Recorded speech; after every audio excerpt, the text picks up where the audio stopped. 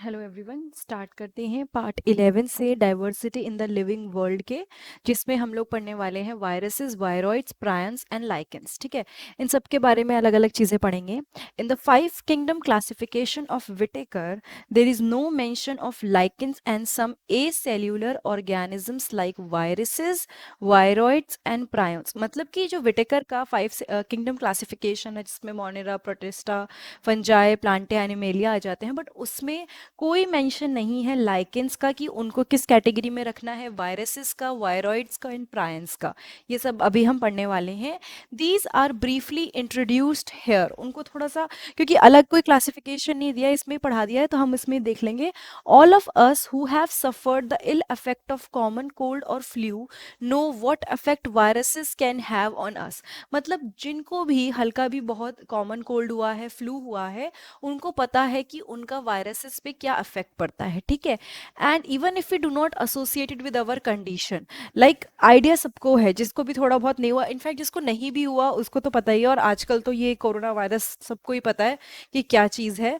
Now viruses did not find a place in classification since they are not considered truly living. इनको actually में कहीं भी जगह क्यों नहीं मिली किसी भी क्लासिफिकेशन में? बिकॉज कोई इनको कंसिडर नहीं करता ट्रूली लिविंग। नाउ इनको ट्रूली लिविंग कंसिडर क्यों नहीं किया जाता? देखो, जब ये किसी होस्ट की बॉडी के बाहर रहते हैं तो ये लिविंग नहीं होते। जैसे ही ये होस्ट की बॉडी के अंदर एंटर करते हैं, देन दे टर्न टू, मतलब तब वो थोड़ा लिविंग बन जाते हैं, थोड़ा नहीं पूरा लिविंग हो जाते हैं। बॉडी के बाहर रहने पे they are non living, body के अंदर एंटर करने पे दे बिकम लिविंग। इसीलिए क्योंकि वो प्रॉपरली एंटायरली लिविंग नहीं है, इसलिए इनको किसी भी क्लासिफिकेशन में नहीं रखा गया। If we understand as those organism that have a cell structure, मतलब देखो, क्लासिफिकेशन में इनको प्रॉपरली हमने इसलिए नहीं रखा कि अगर हम हर किसी के साथ इनको कंपेयर करें तो जितने भी सेल स्ट्रक्चर वाले ऑर्गेनिजम्स हैं, दे आर लिविंग। ऐसा कोई नहीं है कि डेड होगा और फिर एकदम से लिविंग हो जाएगा, no, but these are like that. The viruses are non cellular organism. दूसरी चीज जो इंपॉर्टेंट है, ये नॉन सेल्यूलर ऑर्गेनिजम्स होते हैं that are characterized by having an inert crystalline structure outside the living cell. यानी कि जब ये बॉडी के बाहर होते हैं तो ऐसा मानते हैं कि इनका एक क्रिस्टलाइन स्ट्रक्चर होता है। They don't have any kind of living thing in, मतलब कुछ कुछ जिंदा नहीं होता इनके अंदर, एक क्रिस्टलाइन सिंपल स्ट्रक्चर होता है जब ये लिविंग सेल के बाहर होते हैं। ठीक है, उसके बाद है once they infect a cell they take over the machinery of the host cell to replicate themselves killing the host. जैसे ही वो सेल को इन्फेक्ट करते हैं, ठीक है, पहले तो सेल के बाहर थे, फिर उन्होंने सेल को इन्फेक्ट किया और वो सेल की मशीनरी को टेक ओवर कर लेते हैं। ठीक है, होस्ट सेल की मशीनरी को टेल ओवर कर लेते हैं और उसके बाद धीरे धीरे खुद को रेप्लिकेट करते हैं और finally they kill the host. ठीक है, अब जैसे HIV एड्स है, उसमें क्या होता है कि जो वायरस है वो धीरे धीरे, जो प्रोटीन सिंथेसिस मशीनरी हम पढ़ चुके हैं पहले के पार्ट्स में, जो हमारा चैप्टर है biology in human welfare playlist है, उसमें हम देख चुके हैं इसको। तो वहां पे क्या होता है, वो प्रॉपर उस मशीनरी को कंट्रोल कर लेते हैं, और जब वो उस पूरी मशीनरी को कंट्रोल कर लेते हैं तो वहां पे कोई सवाल ही नहीं उठता कि कुछ और हो पाए। धीरे धीरे वो सारे सेल्स डेड होने लगते हैं। वो लंबा प्रोसीजर है, उसके बारे में कभी और पढ़ेंगे, बट मेन चीज ये रखनी है कि ये धीरे धीरे जो होस्ट होता है ना, उसके सेल्स को मारने लगते हैं। The name virus, that means venom or poisonous fluid, was given by Dmitry Ivansky। तो यहाँ पे आप इसकी प्रोनाउंसिएशन चेक कर सकते हो करेक्ट क्या है, बट जो चीज़ इसने बोली है वो ये बोली है कि वायरस का एक्चुअल मतलब क्या होता है, वेनम या फिर पॉइजनस फ्लूइड। ठीक है, जो जहरीला फ्लूइड हो या जो जहर होता है। Recognize certain microbe as causal organism of the mosaic disease of tobacco. तो ये जो थे, ठीक है, एमन्स की, इन्होंने क्या किया, इन्होंने कुछ माइक्रोब्स को आइडेंटिफाई किया, रिकॉग्नाइज किया कि क्या है जिसकी वजह से टोबैको में डिजीज हो रही थी, mosaic disease of tobacco. These were found to be smaller than bacteria. और वायरसेस बैक्टीरिया से बहुत छोटे होते हैं, क्योंकि वो बैक्टीरिया प्रूफ फिल्टर जो होता है ना, उससे आराम से पास हो जाते हैं। तो ये पता चला था कि ये बैक्टीरिया से साइज में बहुत छोटे होते हैं और ऑब्वियसली आराम से पास हो जाते हैं। M.W. Benzerik demonstrated that the extract of infected plant of tobacco could cause infection in healthy plants and call the fluid as Cotasium vibum fluidum infectious living fluid. इसकी pronunciation आप चेक कर लेना, ज़रूरी नहीं है कि मैं जो बोल रही हूँ वो आपको सही लगे एग्जैक्ट, हर किसी की अलग अलग हो सकती है, इसलिए दोबारा रिपीट कर रही हूँ ना। ये जो थे, अच्छा कभी आपको नाम याद नहीं होता, जैसे इनका भी है तो डी डॉट इवेंट्स की आप लिख सकते हो, ठीक है। तो प्रॉपर फर्स्ट नेम की जगह आप वहाँ फर्स्ट लेटर लिख के डॉट लगा सकते हो if you are having problem in remembering the names, ठीक है। तो उन्होंने क्या किया था, demonstrated that the extract of the infected plants of tobacco could cause infection in healthy plants। यानी कि infected plant से कुछ extract किया, चीज़ें निकाली और उसके बाद देखा कि वो हेल्दी प्लांट जो है ना उनको इन्फेक्ट कर सकता है, और उसके बाद उस फ्लूइड को उन्होंने ये नाम दिया, और क्या बोला गया, देखो लिखा भी है इन्फेक्शियस लिविंग फ्लूइड। ये लिविंग फ्लूइड है और इन्फेक्शियस है, ठीक है। W.M. Stanley showed that viruses could be crystallized and crystal consists largely of protein। इन्होंने दिखाया था W.M. Stanley ने कि जो वायरसेस होते हैं उनको क्रिस्टलाइज किया जाता है, ठीक है, और जो क्रिस्टल्स होते हैं उसमें मोस्टली क्या होता है, प्रोटीन होता है। They are inert outside their specific host cell, यानी कि वो इनर्ट होते हैं होस्ट सेल के बाहर, they are not active, basically chemically inactive होते हैं when we say inert. And viruses are obligate parasite, मतलब कि ज़रूरी है उनके लिए, वो एकदम मतलब अगर वो किसी पे जाएंगे तभी वो एक्टिव हो पाएंगे। अब ऑब्लिगेट इज ज़रूरी।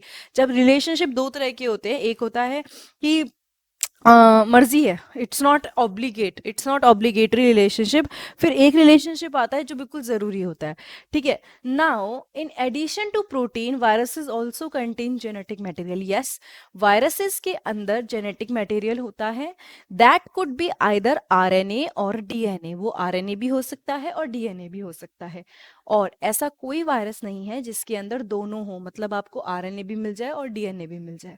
A virus is a nucleoprotein and the genetic material is infectious। जो वायरस होता है न्यूक्लियोप्रोटीन होता है ना, what does that mean, protein that are associated with nucleic acid, ठीक है, वो प्रोटीन जो न्यूक्लिक एसिड से एसोसिएटेड है। तो ये जो न्यूक्लियोप्रोटीन होता है एंड जो जेनेटिक मटेरियल होता है वो इन्फेक्शियस होता है, स्प्रेड हो जाता है। In general viruses that infect plant have single stranded RNA. वो वायरसेस जो प्लांट को इन्फेक्ट करते हैं they have single stranded RNA, and viruses that infect animal have either single और डबल स्ट्रैंडेड आरएनए और डबल स्ट्रैंडेड डीएनए। मतलब कि viruses जो प्लांट को मोस्टली इन्फेक्ट करते हैं they have single stranded RNA, और वो वायरसेस जो एनिमल्स को इन्फेक्ट करते हैं मोस्टली दे हैव सिंगल भी है और डबल स्ट्रैंडेड आरएनए होता है। Bacterial viruses or bacteriophages, viruses that infect the bacteria, are usually double-stranded DNA viruses। उसने क्या बोला, बैक्टीरियल वायरसेस और बैक्टीरियोफेजेस। नाउ ये बैक्टीरियोफेजेस क्या होते हैं, viruses that infect the bacteria, ऐसे वायरस जो बैक्टीरिया को इन्फेक्ट करते हैं उसको हम बैक्टीरियोफेजेस बोलते हैं। Are usually double stranded DNA virus, क्या होते हैं वो डबल स्ट्रैंडेड होते हैं, सिंगल स्ट्रैंडेड नहीं होते, डबल स्ट्रैंडेड होते हैं। The protein coat called capsid made of small unit called capsomere protect the nucleic acid। जो प्रोटीन कोट होती है, जो कैप्सिड कहलाती है, वो छोटी छोटी यूनिट से बनी होती है जिसको बोलते हैं कैप्सोमियर।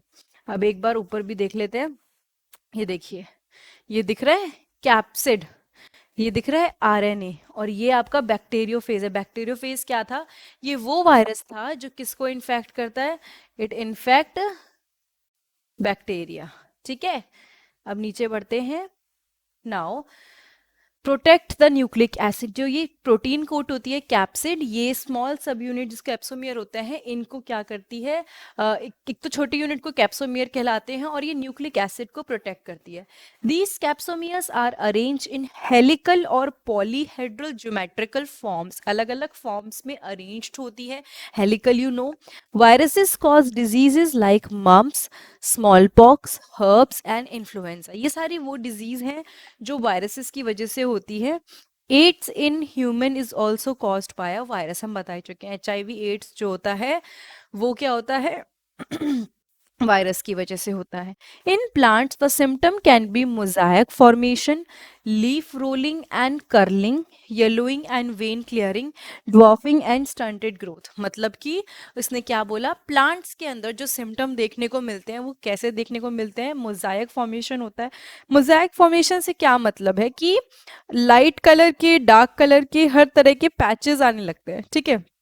अगर आप कभी देखोगे मोज़ैक में यही होता है, अलग अलग फॉर्मेशन होता है, मैं एक भी स्ट्रक्चर नहीं बना पाऊंगी, अलग अलग कलर के पैटर्न होते हैं। तो लीव्स में अगर वायरस इन्फेक्शन हो चुका है तो एक तो ये चीज़ देखने को मिलती है कि मोज़ैक फॉर्मेशन, दूसरी चीज़ leaf rolling and curling, yellowing and vein clearing, मतलब बहुत ही येलो लीव होने लग जाती हैं, ड्वार्फिंग छोटी होने में लग जाती हैं, मुड़ने लग जाती हैं, और ग्रोथ स्टंट हो जाती है, मतलब रुक जाती है।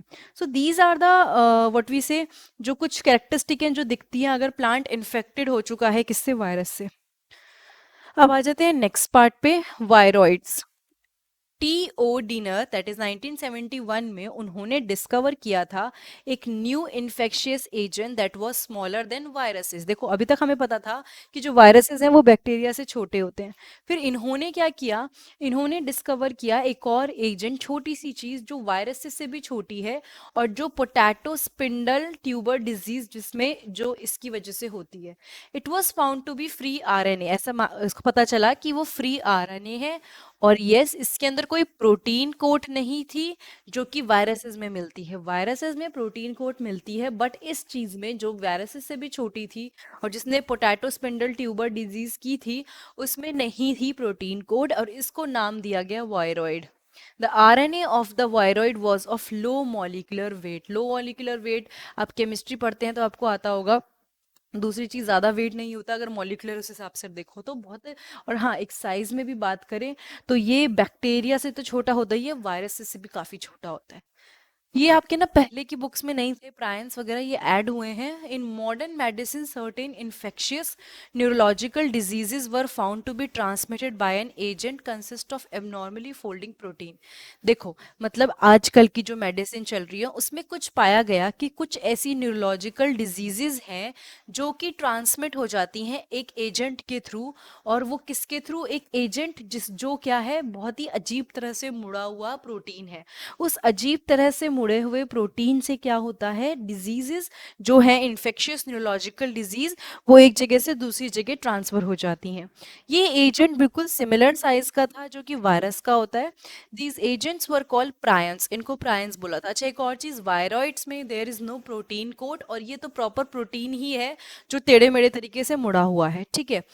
The most notable diseases caused by prions are bovine spongiform encephalopathy, okay फिर से बोल देती हूँ, बोविन स्पॉन्जिफॉर्म एनसीफेलोपैथी, BSE, इसको याद कर लेना।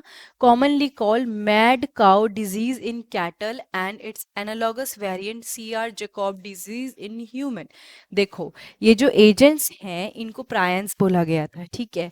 There are few diseases that are caused by prions. अब उन्होंने बोला कि एक डिजीज है जिसको BSE बोल दिया है, मैड काउ डिजीज, क्या कहते हैं, काऊ के अंदर ये होती है। फिर बाद में पाया गया था कि ये तो ह्यूमंस में भी हो रही है, और उस वेरिएंट को जिसकी वजह से ये ह्यूमंस में हो रही थी, बाद में इसको नाम दिया गया Jakob disease, CJD, that is CR Jakob disease in human, ठीक है। तो अभी तक हमने पढ़ा viruses, viroids, prions, and now we will study about phycobionts, sorry lichens. Lichens are symbiotic association. देखो सबसे पहली बात तो मैं आपको बताती हूँ, सिम्बायोटिक एसोसिएशन मैं कई बार ये एग्जाम्पल देके बता चुकी हूँ। समझ लीजिए आप बैठे हुए हैं, आपका फ्रेंड है जो कोई ऐसी चीज़ लाया जो आपके पास नहीं है, और आप कोई ऐसी चीज़ लाए हो जो आपके फ्रेंड के पास नहीं है। तो क्लास स्टार्ट हुई, अब एकदम से उसको पेन चाहिए और आपको इरेजर चाहिए, लेकिन आप दोनों के पास दोनों चीज़ें हैं, तो आपने शेयर कर ली, तो क्या हुआ, किसी को नुकसान नहीं हुआ, बट उस टाइम के लिए वो जो रिलेशनशिप बना आप दोनों का, उसमें दोनों को फायदा हो गया।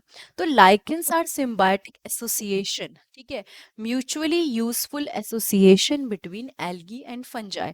आपस में दोनों एक दूसरे की हेल्प करते हैं, और एल्गी और फंजाई के बीच में ये बनता है। The algal component is known as phycobiont and fungal component as mycobiont. तो जब हम लाइकेन की बात करते हैं तो उसमें जो ये एल्गल एल्गल पोर्शन होता है उसको बोलते हैं फाइकोबिएंट, याद रखना है। और फंगल फंगल कंपोनेंट को हम बोलते हैं माइकोबिएंट। क्या बोलते हैं? Mycobiont. Which are autotrophic and heterotrophic respectively. Now which are the autotrophic? Algal component autotrophic होगा, और जो माइकोबिएंट है, दैट इज जो फंगल कंपोनेंट है, वो हेटरोट्रॉफिक होगा, बिकॉज वो अपना खाना खुद नहीं बनाएगा, एल्गी अपना खाना बनाएगा। लेकिन इसके बदले में फंजाई भी उसको बेनिफिट देगा। ठीक है, एल्गी ने फंजाई के लिए खाना बनाया, बट फंजाई भी उसको कुछ ना कुछ फायदा देगा, तभी तो they are in mutual relationship. Algae prepare food for fungi, and fungi provide shelter and absorb mineral nutrient and water for its partner. फिर से देखो, algae prepare food for fungi. Algae किसके लिए फूड प्रिपेयर कर रहा है? Fungi के लिए। ठीक है, और फंजाई क्या प्रोवाइड कर रहा है? Shelter and absorb mineral nutrient. तो वो एल्गी के लिए मिनरल न्यूट्रिएंट्स को एब्जॉर्ब कर रहा है, और दूसरी चीज वाटर को भी एब्जॉर्ब कर रहा है, और एल्गी इस सब के बदले खाना पका रहा है। ठीक है, मतलब बना रहा है। So close is their association that if one saw a lichen in nature, one would never imagine that they had two different organisms within them. True. देखो, वो इतना आसपास, इतने क्लोज, इतने अच्छे से अरेंज होते हैं कि कोई अगर उन्हें देखेगा और अगर वो सोचने की कोशिश करे तो उसको समझ नहीं आएगा कि दो चीजें हैं इसके अंदर, एक एल्गी और एक फंजाई। लेकिन यस, एक और चीज इसकी होती है कि they are very good pollution indicator. जो लाइकेंस होते हैं बहुत ही अच्छे पॉल्यूशन इंडिकेटर होते हैं। इसका मतलब वो पॉल्यूटेड एरियाज में ग्रो नहीं करते, बिल्कुल भी ग्रो नहीं करते। जहाँ भी पोल्यूशन होगा वहाँ वो ग्रो नहीं करेंगे, बट अगर आप पहाड़ों में जाओगे, बहुत ही हिली एरियाज प्लस जहाँ पे बहुत ग्रीनरी है, व्हीकल्स कम है, फैक्ट्रीज कम है, तो definitely you will be able to spot lichens there. और वो कहीं भी मिल जाएगा आपको, जंगलों में, नीचे, लकड़ियों पे, पत्थरों पे, हर जगह ग्रो करते हैं। और इनकी अलग अलग वैरायटी भी होती है, वो अभी हमें पढ़ने की ज़रूरत नहीं है, उसके बारे में हम डिटेल में नहीं पढ़ेंगे। ठीक है, और यस, अभी के लिए इतना ही। तो क्या क्या चीज़ें पढ़ी हमने? वायरसेस पढ़े, वायरॉइड्स पढ़े, प्रायंस पढ़े, लाइकेंस पढ़े, फाइकोबियन पढ़ा, जिसमें हमने सॉरी, फाइकोबियंस एंड माइकोबियन पढ़ा। हमने ये भी पढ़ा कि लाइकेन क्या करते हैं, कैसे एल्गी और फंजाई एक दूसरे की हेल्प करते हैं। ठीक है, तो आई एम होपिंग कि ये पार्ट आपको अच्छे से क्लियर हो गया होगा। ये स्ट्रक्चर इंपॉर्टेंट है, इसको याद करना है। मोस्टली नहीं पूछा जाता, बट अगर आपका फर्स्ट पेपर है जो ये, इसमें सिर्फ ये दो तीन चैप्टर आ रहे हैं, तो ये स्ट्रक्चर आ सकता है। ठीक है, तो नेक्स्ट क्लास में मिलते हैं, जिसमें हम लोग स्टार्ट करेंगे चैप्टर थर्ड, जिसमें हम प्लांट किंगडम स्टार्ट करेंगे इस सीरीज के। बाकी और सीरीज तो कंटिन्यू हो चल ही रही हैं, उसमें आपको जो भी काम की चीज़ें चाहिए वो मिल जाएंगी। Thank you so much.